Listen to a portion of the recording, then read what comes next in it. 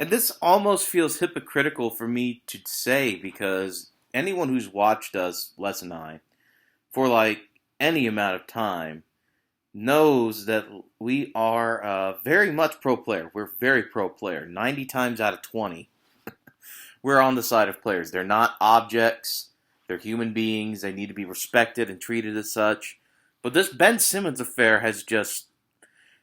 It's just so odd to think about somebody sitting out like this. And I mean, I understand it why. I mean, it was such a rough time in Philadelphia, and now they've announced he's out for Game 4, which is a pivotal game. I mean, they could get swept here, the Nets could. And we could have both of our preseason NBA Love Fest teams, the Lakers and the Nets, completely irrelevant by mid-April. And that would be very surprising. So, or not mid-April, it's later April, but you got to give me some credit here.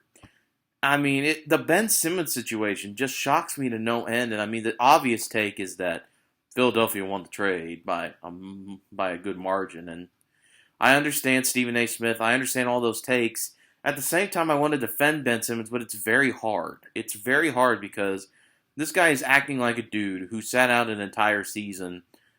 And I understand to get his head right. But now on like the eve of one of the most important games in the franchise, I mean, Steve Nash could be looking at getting it fired. We're going to be, Twitter is going to be afire with KD's legacy talk. That you would sit out this game of all games. And like I said, I feel hypocritical saying this, but I just want him to get back out there and play because I want to see what kind of difference he can make, how he can make the series even better. And that's my very brief Ben Simmons take because, like I said, I feel hypocritical even judging him for this.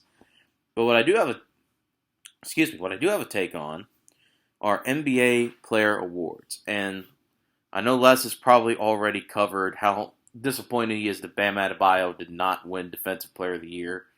And I'm going to defend Marcus Smart to an extent because I don't even think Marcus Smart was going to win that award. I think he just ended up being the beneficiary, and it's weird to say this, of an injury. I really think that the NBA statistics leaned Boston heavily in terms of defensive efficiency, things like that, and the way they played in the second half of the season. I think that award was really going to go to Robert Williams until Robert Williams got hurt. And then it was like, well, who is the second guy on the totem pole who passes the eye test? Or on the power rankings, who passes our eye test? And it happened to be Marcus Smart. You know, guards don't often win the Defensive Player of the Year anymore. It's mostly a big man award because of the way the NBA has shifted. I really do think that Marcus Smart is a great defender. I think that the Boston Celtics are a great defensive team. However, I do also think that Adebayo deserved to win that one, or at least win one at one point. And I'm sure he will. But I really think that this year especially, this was more of a team look at the award. And sometimes, you know, we talk about this with college basketball, which you're about to get into especially, the eye test really does matter. And in the eye test, you look at Marcus Smart, you look at Boston, they're on national television all the time, and they play tenacious, tough defense. But like I said, I think Robert Williams was in line to win that award until he got injured. So I can defend Marcus Smart here because he certainly, and the Boston Celtics as a whole, they passed the eye test. They really passed the eye test. They play tenaciously, they play hard, but I also think that we can't let the eye test dictate everything, even though we have such advanced statistics now. That being said, I'm not going to say that Marcus Smart didn't deserve it. He certainly did. I'm just saying that if Bam Adebayo doesn't win one at some point, this will be looked at as a why did they give it to him type year. And speaking of the eye test, Rookie of the Year is the only other one we pretty much know right now, and that's Scotty Barnes, and I am in favor of that because, I mean, he does look good. He's on a very good Toronto team, though. So it brings up the question of, did Cade Cunningham deserve it, averaging 20-odd points on a terrible Pistons team? Did Evan Mobley deserve it for almost leading the Cavaliers to the playoffs? Did Barnes deserve it simply because he made the playoffs? And the simple question is, I don't know. Rookie of the Year and things like that are just so situational that it's impossible to tell sometimes because it's not like Detroit doesn't have any superstars. Well, I mean, superstars, in lack of a better term. They have guys like Sadiq Bey. They've got some good players, but Cade Cunningham is going to be very good in the future, but it's just weird to think about that team right now. Same thing with Cleveland. Cleveland, out of nowhere, got really good. They've got Kevin Love. They've got Jared Allen. They've got Darius Garland. They've got a roster. They've got a group of guys, much like those Western Conference teams I mentioned earlier. They've got a good group. They've got a great core. Whereas with Toronto does kind of have a core. They've got Pascal Siakam. They've got Fred VanVleet. They've got OG Anunoby. They've got guys who have won an NBA title. Don't get me wrong. But at the same time, it's weird to put a young... I think the reason why Barnes won it is because he's a good young guy that was thrown into a situation where he could have just taken it easy and turned out to be a leader of that team. And granted, I know they're down 3-1 to the 76ers, but the 76ers have the guy who I think should be the MVP in Joel Embiid. They've got James Harden. They've got Tyrese Maxey. They've got Tobias Harris. They've got a loaded roster. Whereas ever since Kawhi left and Marc Gasol retired, and and Serge Ibaka, you've got guys coming in and out in Toronto. And while you do have the remnants of a really good NBA championship team, you also have a lot of questions to answer on a team like Toronto. So, putting Scotty Barnes in, I think, definitely changed the trajectory of that team. He played out of his mind. I can definitely see why you would argue for Evan Mobley. I can see why you argue for Cade Cunningham. I can even see why you argue for Jalen Green, because that kid is just an amazing scorer. But Houston has a problem. And they'll fix it eventually, but until that point, averaging that many points on a team that up and down, I understand why you would give it to a guy like Scotty Barnes, who came into a odd situation, made the most of it, and probably helped the team get a seed a little bit higher than they would have if he did not play.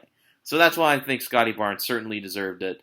Marcus Smart, I'm more on the fence on. I think Joel Embiid deserves the MVP.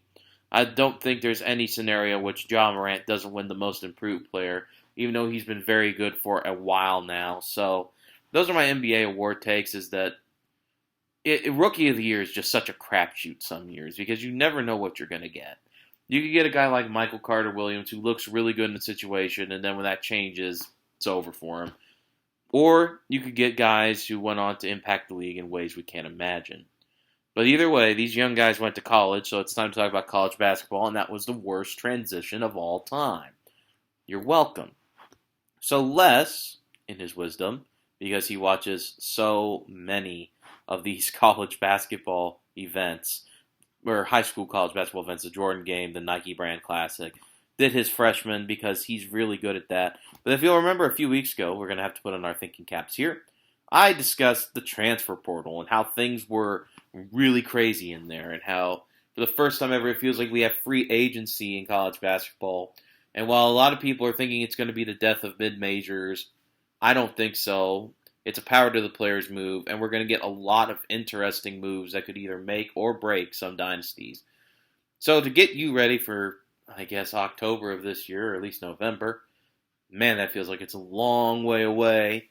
I am here to provide you with the transfer top 5. 5 teams / players who are going to see huge increases in the way they function now that they have some transferability. And I am very excited to share this list. If my phone will stay straight so I don't have to keep looking at it, that would be amazing. Here we go. We're going to start with number 5, which is Mark Sears from Alabama, kid from Ohio. He's a great scorer. He can stroke the three like no one I've ever seen. I'm very excited to see him play. I think it's going to be amazing for Alabama. That's the one thing it looked like they couldn't do last year was shoot the three at all. Now they can with a guy like Mark Sears from Ohio, and it is going to be really fun to watch him go. Number 4, Ohio State with some big moves. They got Tanner Holden from Wright State. He's going to be a great point guard for them. And just yesterday they got Evan McNeil, a guard from West Virginia. That's huge for the Buckeyes because I think that's going to help them make at least a top third Big Ten run because those guys are scorers. Defense is a little bit suspect with McNeil, but he'll benefit from the system. Holtman's got a good one in place. Those two guys thrown in to Ohio State turns the Buckeyes from a mediocre team to a top third of the Big Ten type squad. That's how good that I think Evan McNeil and Tanner Holden can be for the Ohio State Buckeyes.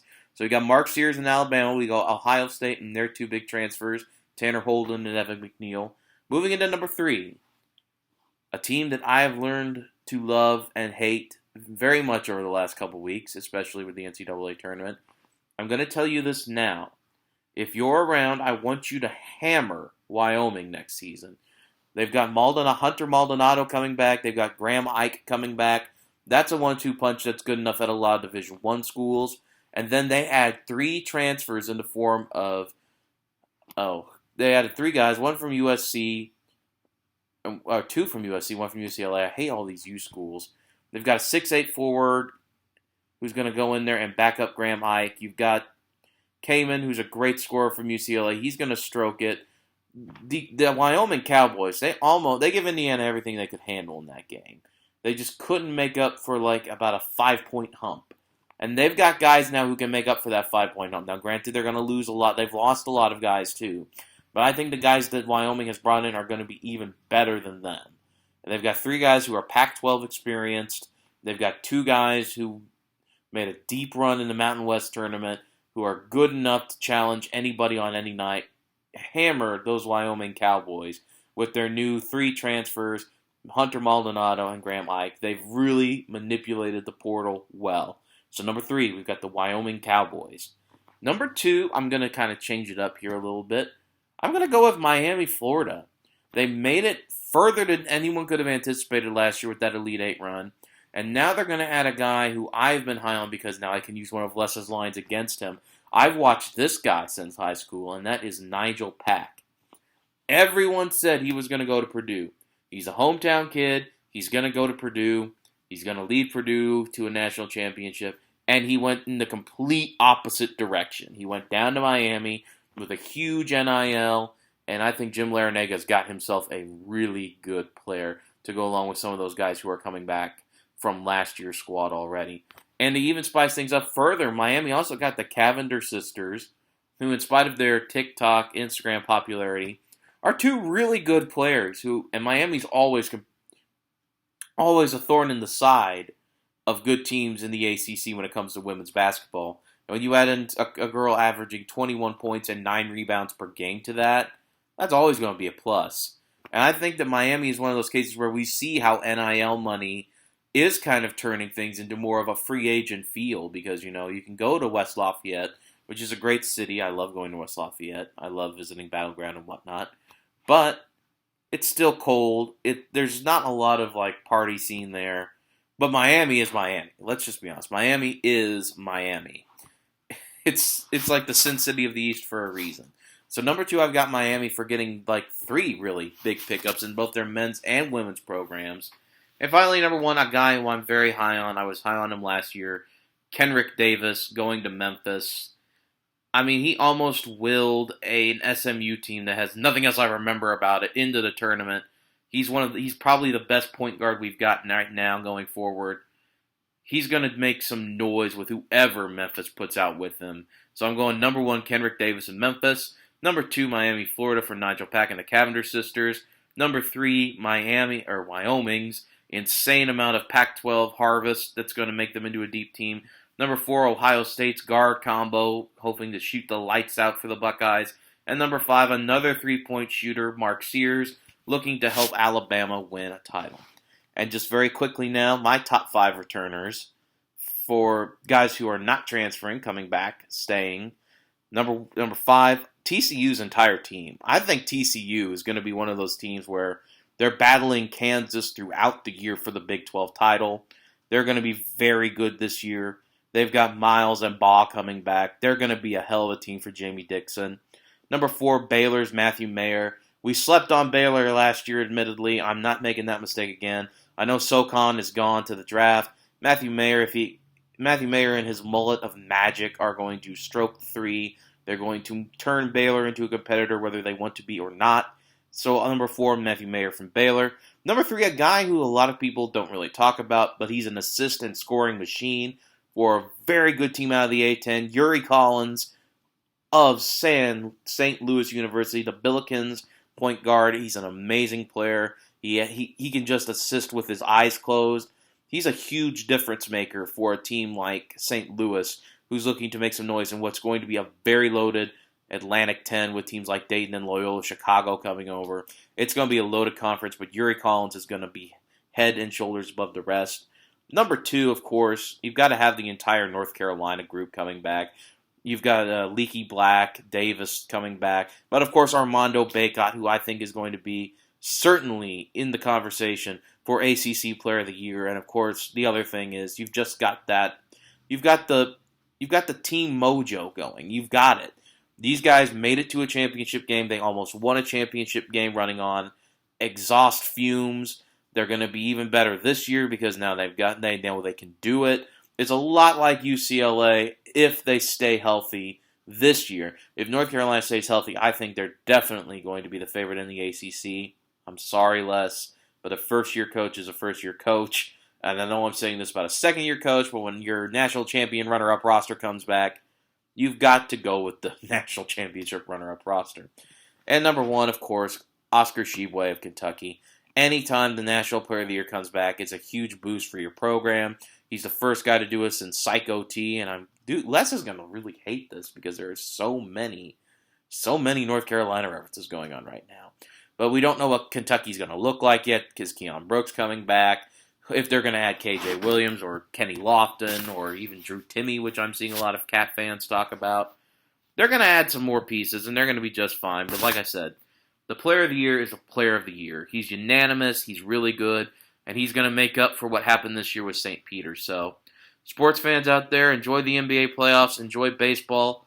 Hopefully, Les and I will be able to do a live show this week where we can actually just glare at each other for about an hour. Until then, please enjoy 23 minutes of me rambling. Have a great Monday. Stay safe. Watch sports. Eat, pray, love. And most importantly, pet your dogs. All right, see ya.